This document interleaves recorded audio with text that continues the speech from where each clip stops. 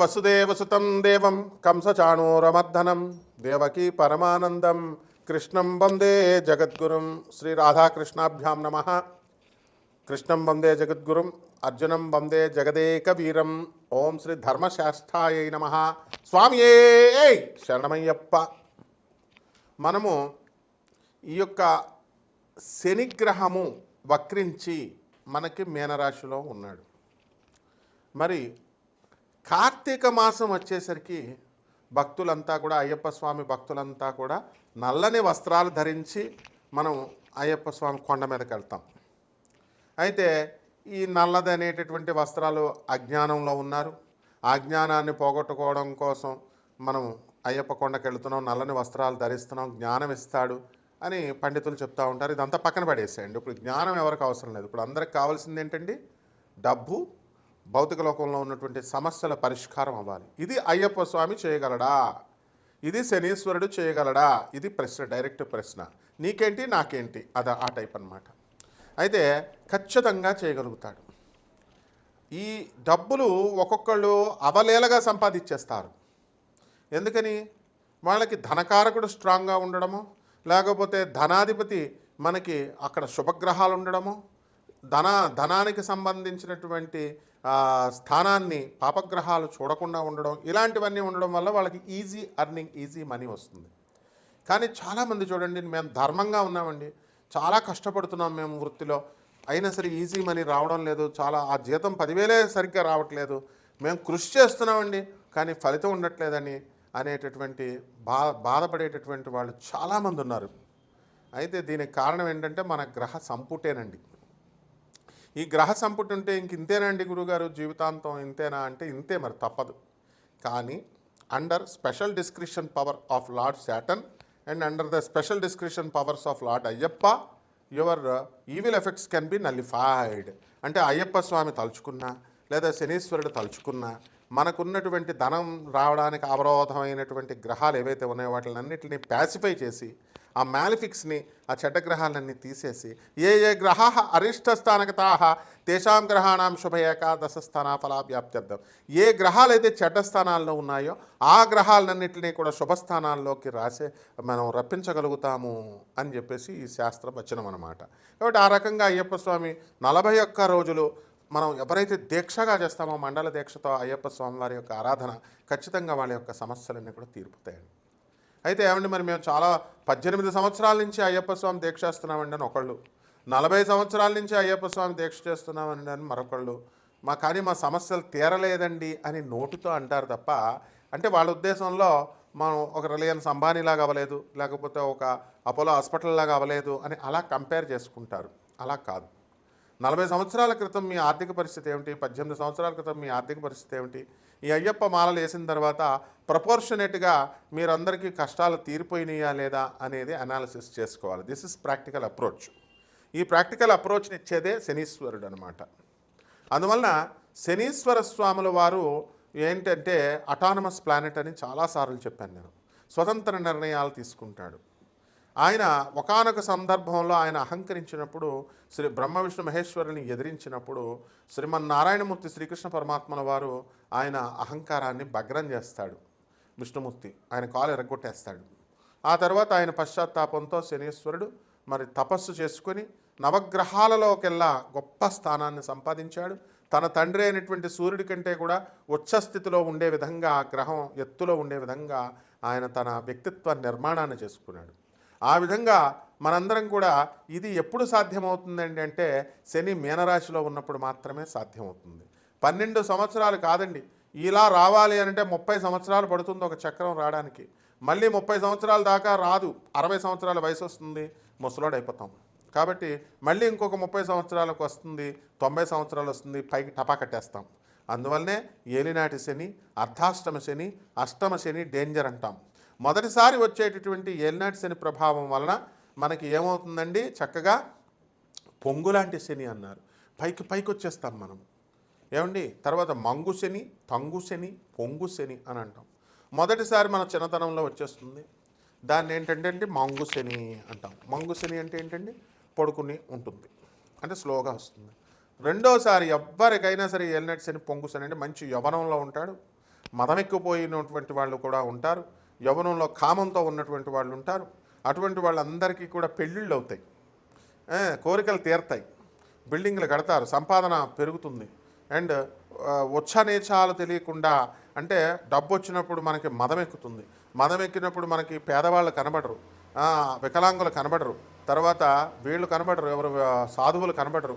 ఎంతసేపు 4 బిల్డింగ్లు కట్టాలా, 6 బిల్డింగ్లు కట్టాలా, ప్రేమ వ్యవహారాల్లో సఫలం అవ్వాలా, లవర్ అడిగితే బంగారాలు కొనాలా, లేకపోతే పిజ్జాలు బర్గర్లు రెస్టారెంట్స్కి తిప్పాలా, ఈ టైపులో ఉంటారు తప్ప ఆ పొంగు శని వచ్చినప్పుడు, శనీశ్వరుడు మనకిచ్చినప్పుడు ధర్మంగా మనం ఉందాము, కలి యొక్క కబ్జాలోకి వెళ్ళకూడదు.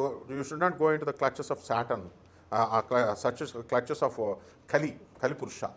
అంతేగాని కృష్ణుడి పార్టీలో ఉండాలా అని ఎవ్వరూ అనుకోరు, ధర్మం వైపు ఉండాలని.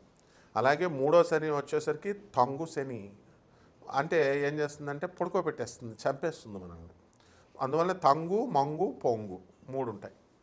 అలాగే అర్ధాష్టమ అష్టమ శనుల్లో మనకి లైఫ్కి డిసిప్లిన్ నేర్పిస్తుంది, కష్టాలను ఇస్తుంది.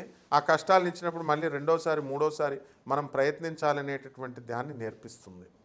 కాబట్టి ఈ యొక్క అయ్యప్ప స్వామి దీక్షల్లో ఎవరైతే 41 రోజులు మన కఠిన నియమాలతో ఉన్నప్పుడు సాధన చేసినప్పుడు తప్పకుండా వాళ్ళ ఆత్మవిశ్వాసం బాగుంటే వాళ్ళ కోరికలన్నీ కూడా తీరిపోతాయండి, అయ్యప్ప స్వామి తీర్చేస్తాడు. మీరు ఎందుకు చేస్తున్నారండి 41 రోజులు అసలు దీక్ష? సప్తాహ దీక్షతో పరీక్షిత్ మహారాజు శాపం వచ్చింది ఆయనకి. 7 రోజుల్లో ఆ సర్పరాజు అయినటువంటి తక్షకుడే నిన్నొచ్చి కాటు వేస్తాడని ఒక ఋషి కుమారుడు శాపం పెట్టిన తర్వాత అతను 47 రోజుల్లో మోక్షం వస్తుందా, అసలు జీవిత పరమార్థం తీరుతుందా అని చెప్పి జనమేజయుడిని, శుకుడిని, వ్యాస మహర్షిని అందరినీ పిలిచినప్పుడు శుకబ్రహ్మ వచ్చి భాగవత సప్తాహం చేసినప్పుడు సప్తాహ దీక్షతో అతనికి మోక్షం వచ్చింది. అప్పుడు కూడా పరీక్షిత్ మహారాజు ఏమడుగుతాడంటే 7 రోజులు చేయాల్సిందేనా అండి, లేదా ఒక్క రోజులో ఎప్పుడైనా 7 రోజుల్లో మనకి మోక్షం వచ్చినటువంటి ఉదంతాలు చరిత్రలో ఉన్నాయా అని అడిగితే, పిచ్చోడా, ఒక్క క్షణంలో కూడా ఉందిరా భాగవతంలో, కృష్ణ అనేటువంటి నామాన్ని జపించితే ఒక్క నిమిషంలోనే మరుక్షణంలో కూడా మోక్షం పొందినటువంటి ఉదంతాలు ఉన్నాయి అని చెప్పేసి శుకబ్రహ్మల వారు భాగవత ప్రామాణికంగా తీసుకొని చూపించారు. కాబట్టి ఇంత అథారిటేటివ్గా చూపించారు, ఎంత అథెంటిక్గా చూపించారు. కాబట్టి మనము అయ్యప్ప స్వామి ధర్మశాస్త్ర, అంటే ధర్మాన్ని శాసిస్తాడు ఆయన. అందువలన ధర్మం వైపు నడుచుకున్నటువంటి వాళ్ళకి ఖచ్చితంగా ఆయన కోరికలు తీరుస్తాడు. శనీశ్వరుడు కూడా న్యాయ దేవత, ధర్మ దేవత. అందువలన వీళ్ళిద్దరికీ కూడా చాలా పోలికలు ఉంటాయన్నమాట. అందువలన మహిషము ఆయన ఏం చేశాడు, మనకి మహిషాసురుడిని చంపాడు. మహిషిని, ఆయన భార్య అయినటువంటి మహిషి అజ్ఞానాంధకారంలో ఉంటే ఏం చేస్తామండి మనం, ఎవరు చెప్పింది వినం. దొన్నపోత అవతారం అంటే ఏంటండి?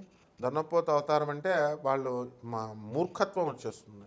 మానవుడు మృగంగా మారి ఎవరి తల్లిదండ్రులు చెప్పిన మాట వినకుండా, తల్లిదండ్రులకు తిండి పెట్టకుండా, చిన్నప్పుడు తల్లిదండ్రులు పాఠాలు బాగా చదువుకోరా అంటే స్కూల్కి వెళ్లకుండా, చదువుకోకుండా ఎదిరిస్తాడు. మధ్యలో ఉద్యోగం రాలేదని ఆ తర్వాత బాధపడుతూ ఉంటాడు. పెళ్ళం మాట వెండు, తాగొద్దురా చచ్చిపోతామంటే తాగుతాడు. ఆ తర్వాత స్నేహితులతో మంచిగా ఇచ్చేస్తాడు, ఎంజాయ్ చేస్తాడు. వార్ధక్యం కబలిస్తుంది, తర్వాత మనిషి చనిపోతాడు. పిల్లలకు పాపం ఆస్తులు సంపాదించలేదని వాళ్ళు తిట్టుకుంటారు. ఈ సంసార జంజాటం ఇలా జరుగుతూ ఉంటుంది కదా. ఇవన్నీ కూడా మూర్ఖత్వం. ఎందువల్ల చిన్నప్పుడు తల్లిదండ్రులు చెప్పినప్పుడు, చిన్నప్పుడు మేస్టారులు చెప్పినప్పుడు, గురువులు చెప్పినప్పుడు, పెద్ద అయిన తర్వాత ఆధ్యాత్మిక గురువులు, అంటే ఒక ఆధ్యాత్మిక గురువులు అంటే మీకు దొరికే ప్రతి ఒక్కళ్ళు కాదు నాయన.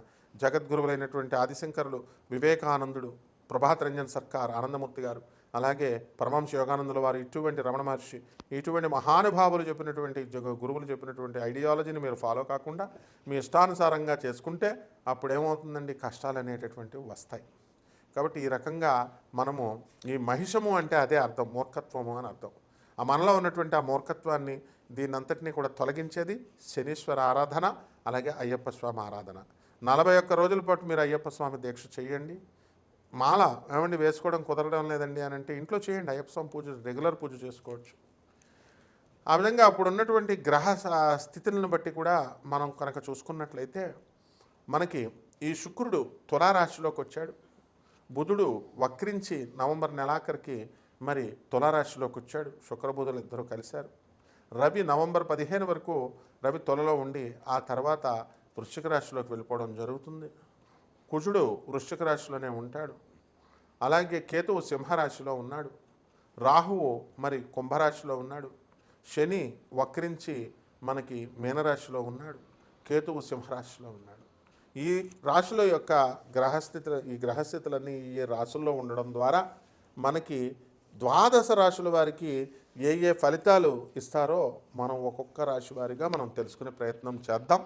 తప్పకుండా వాటి పరిహారాలు కూడా ఇంకా బాగా జరగాలంటే ఏమేమి పరిహారాలు చేయాలండి? అసలే కార్తీక మాసం, అయ్యప్ప స్వామి దీక్ష చేసుకోవాలా, శనీశ్వరుడు దీక్ష చేసుకోవాలా, వీళ్ళ యొక్క పూజలు చేసుకోవాలి. ఇంట్లో ఏ గుళ్ళకి గోపురాలకు వెళ్ళాల్సినటువంటి అవసరం లేదు. ఏ నియమాలు పాటిస్తే మనకు జరుగుతుందో ఈ వీడియోలో ఒక్కొక్క రాశి వారికి విడివిడిగా చూద్దాం. వృశ్చిక రాశి.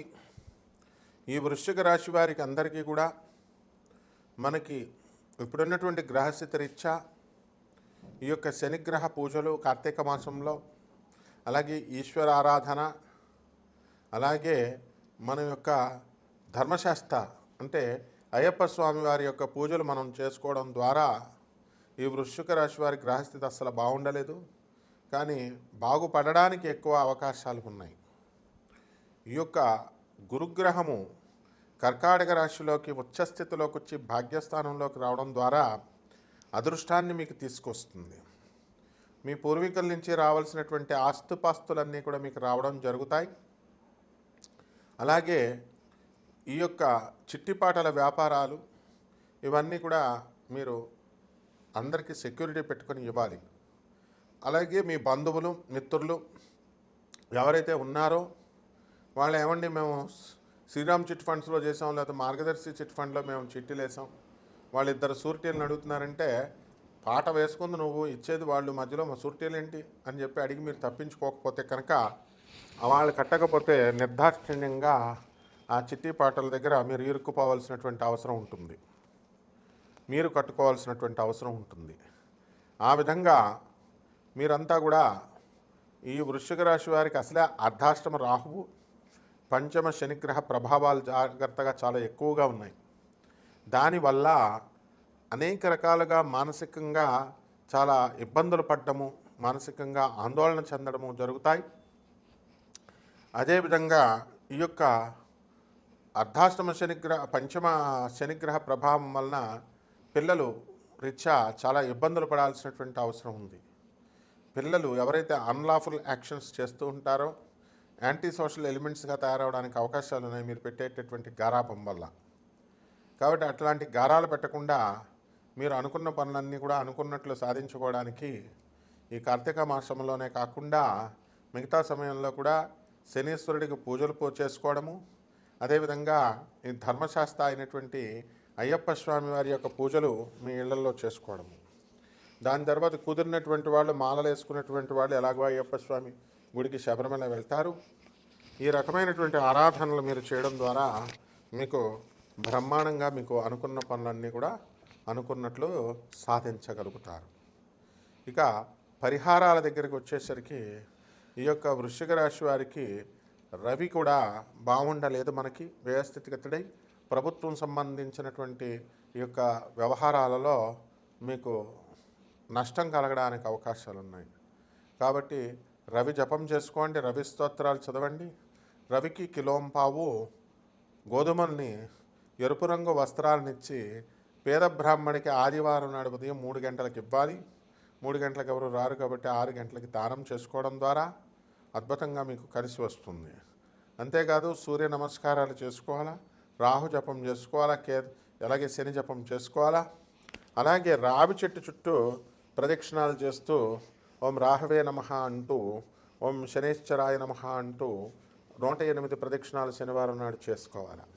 మిగతా రోజుల్లో కూడా 21 రోజుల్లో అలాగ మీరు చేసుకున్నట్లయితే బ్రహ్మాండంగా మీకు ఉంటుంది.